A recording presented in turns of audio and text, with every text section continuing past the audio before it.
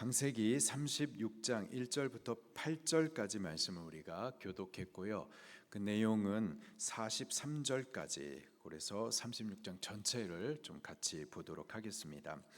창세기는 내용상 크게 두 부분으로 구성이 되는데요. 전반부 1장부터 11장까지는 인류 역사의 기원에 대해서 기록을 해주고 있고, 후반부 12장부터 50장까지는 이스라엘의 역사, 곧 하나님의 백성의 기원에 대해서 기록을 해주고 있습니다.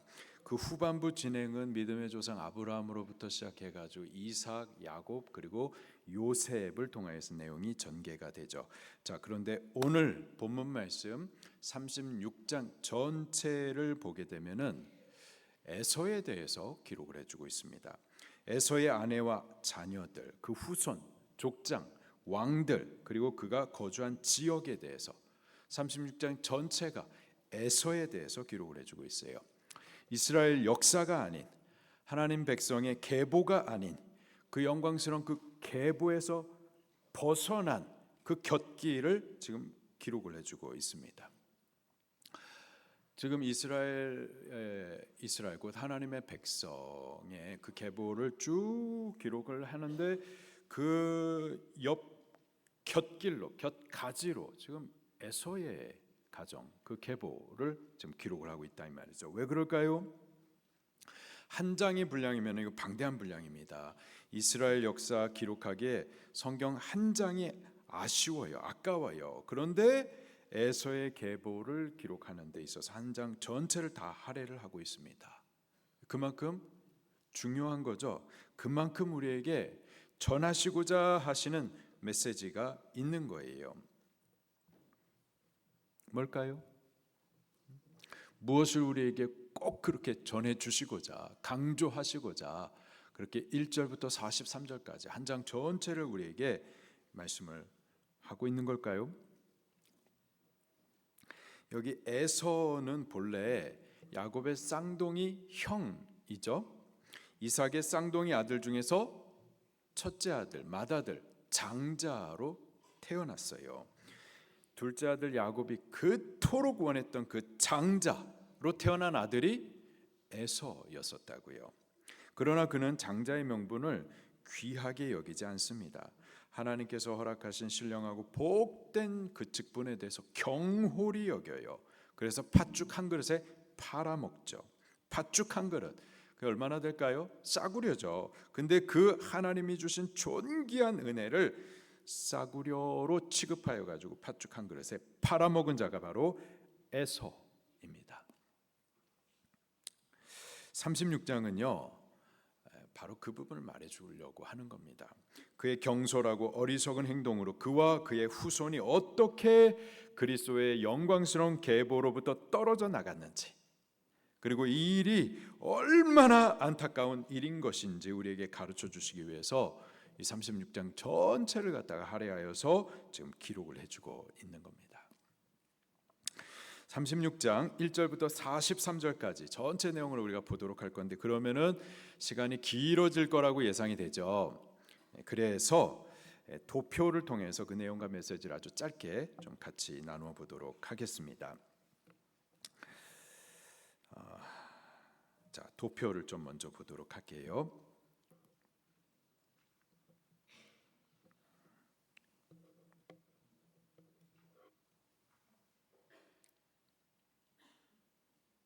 네, 고맙습니다.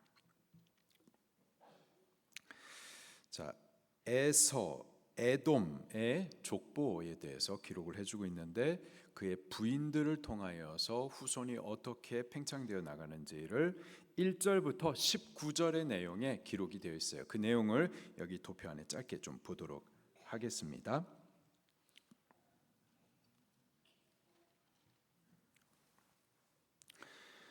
자, 에서, 또 다른 이름이 있죠. 뭐죠? 에돔. 에돔 민족의 조상이 바로 에서예요. 그에게는 3명의 아내가 있습니다. 아다가 있고, 두 번째 부인은 바스맛, 세 번째는 오홀리바마 있습니다. 그 첫 번째 부인 아다를 통하여 엘리바스가 태어나고요. 또 그 엘리바스를 통하여서 여기 대만, 그리고 오알, 스보, 가담, 그나스가 또 태어나게 됩니다. 그리고 두 번째 부인 바스맛을 통하여서 루엘이 태어나고요. 그리고 그 루엘을 통하여서 나하, 서라, 삼마, 미사가 태어납니다. 그리고 세 번째 부인 오홀리바마를 통하여서요 여우스, 알람, 고라가 태어나요. 그리고 첫 번째 부인 여기 아다의 아들 엘리바스가 첩을 둡니다. 그 첩의 이름이 딥나예요. 자, 그리고 이 딥나를 통하여서 태어나는 아들이 있는데 그 아들의 이름이 12절과 16절에 두 번이나 강조되어서 언급되고 있는데 그 아들의 이름이 바로 아말렉입니다. 아말렉 들어보셨죠? 어떤 민족이었었죠?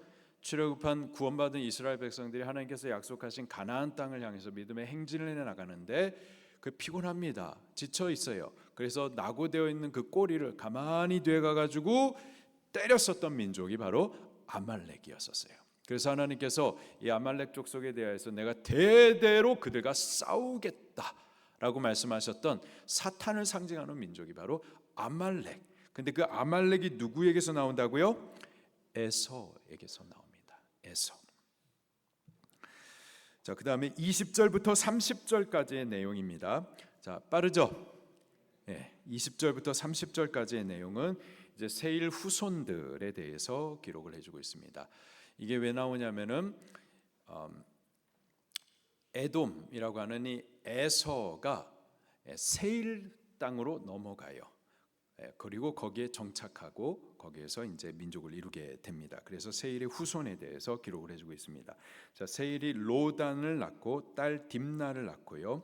그리고 소발, 시브온, 아나, 디손, 에셀, 디산이라는 아들을 각각 낳게 됩니다. 그리고 그 아들들이 또 아들들을 낳게 되는데 로단은 호리와 헤마를 낳게 되어지고요.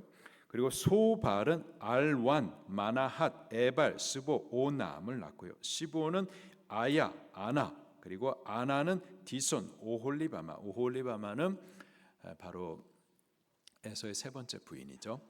그리고 디손, 햄단, 헤스바, 이드란, 그란을 낳고요. 에셀은 빌한, 사완, 아간을 낳고요. 그리고 디사는 우스, 아란을 낳습니다. 그렇게 20절부터 30절에 에서의 후예들이 이렇게 자라나고 있는 모습을 기록을 해주고 있어요. 자, 그리고 31절부터 39절에는 에돔의 왕들 그리고 다스렸던 그 성들, 도성들에 대해서 또 기록을 해주고 있습니다.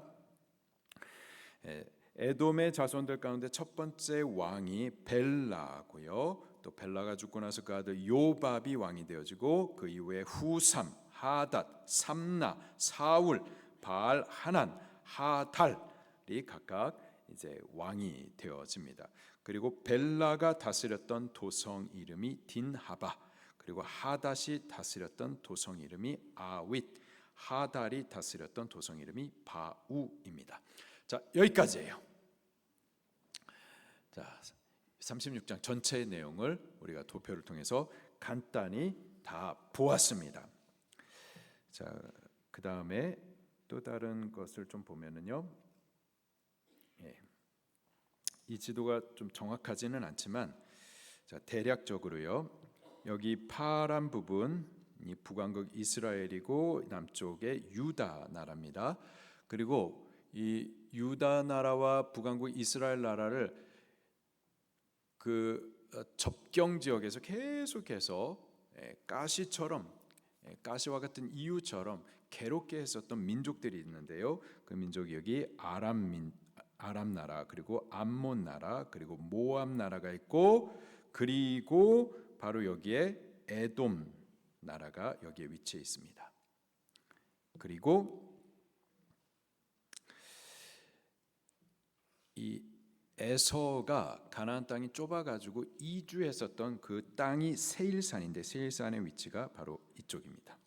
그래가지고 이쪽을 중심으로 해가지고 이렇게 나라를 형성하게 됐어요.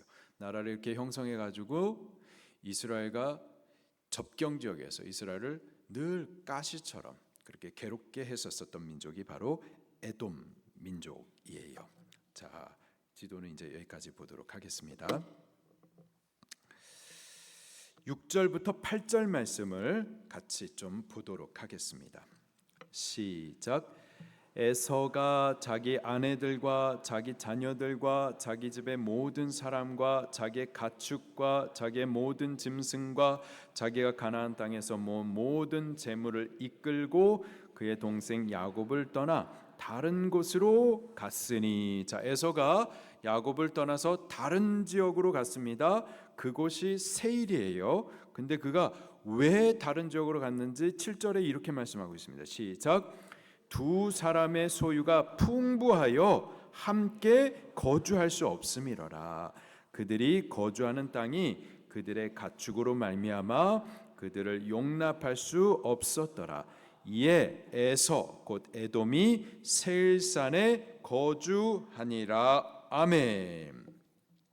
에서가 세일 땅으로 이주해 갑니다. 이주할 때에 자기의 모든 사람과 짐승과 재물들을 다 가지고 가나안 땅을 떠나요.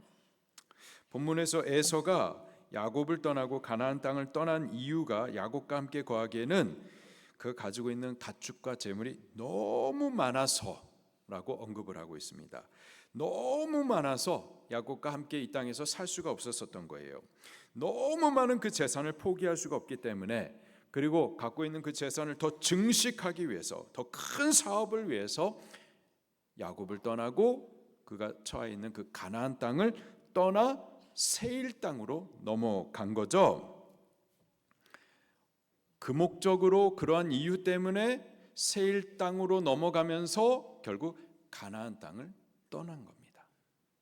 그가 가나안 땅을 떠난 이유는 사업 번창을 위하여서 세일산으로 간 거예요.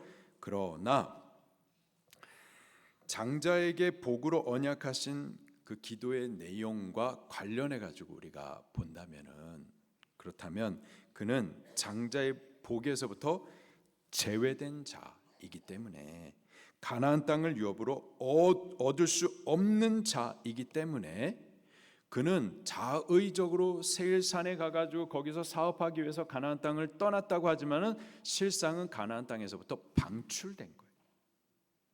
이해가 좀 되시나요? 이쪽은 조금 이해되는데 이해가 아직 안 되신 건가요? 다시요. 에서가 지금 갖고 있는 재산이 풍부합니다. 물질적으로 그는 부유한 자가 되었어요.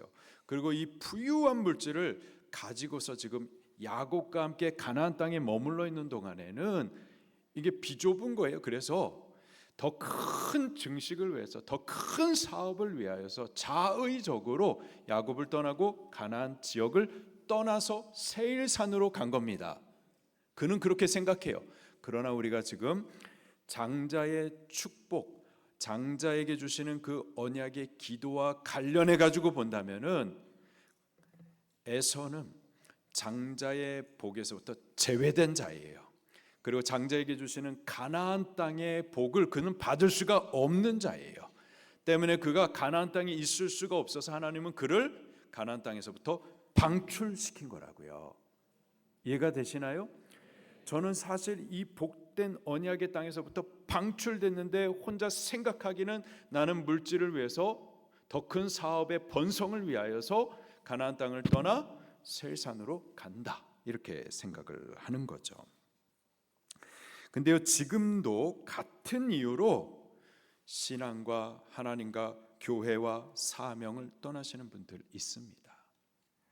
사업 때문에 또는 다른 이유 때문에 본인은 그렇게 생각하여서 떠나지만은 사실은 신령한 복에서부터 그가 제외되었기 때문에, 그 복에 참여할 수 없는 자이기 때문에, 그래서 방출되는 이유가 있을 수가 있는 거예요. 무슨 말입니다? 나는 다른 어떤 이유 때문에 믿음을 떠나고 교회를 떠나고 사명을 떠나고 하나님을 떠나는데, 자의적으로 떠난다고 하는데 사실은 하나님의 그 신령한 복에 참여할 수 없는 자라서 방출되는 수가 있는 거예요. 그 왜 그랬느냐? 왜 에서가 그랬느냐? 그는 하나님의 은혜를 값싸게 여겼기 때문에 그렇습니다. 하나님 주시는 그 직분과 그 언약의 약속된 복들에 대해서 팥죽 한 그릇만도 못하게 생각했기 때문에, 그랬기 때문에 하나님께서는 그에게 그 은혜를 나눠줄 수가 없고 그 은혜에서부터 그는 받을 자격이 되지 않아서 방출되게 되는 거죠. 우리가 하나님의 자녀라고 하는 이 신분 존귀한 겁니다. 그리고 우리가 약속된 저 하나님 나라 천국, 그리고 이 땅에 하나님의 이 복음의 직무, 직분들 존귀한 거예요. 그런데요, 그것을 우리가 존귀하게 여기지 않고 경홀히 여기게 될 때 우리도 우리의 신앙의 양심을 팔아버리기 쉽습니다. 그리고요, 결국은 하나님의 그 은혜에서부터, 은총에서부터, 그 복에서부터 방출되어 세상의 가치로 여기는 그것을 인하여서 방출되어 버려지는 그러한 동일한 전철을 밟을 수가 있게 되는 거죠. 오늘 우리들은요, 지금 이 말씀을 36장 전체를 통하여서 강조하여 말씀해 주시는 겁니다.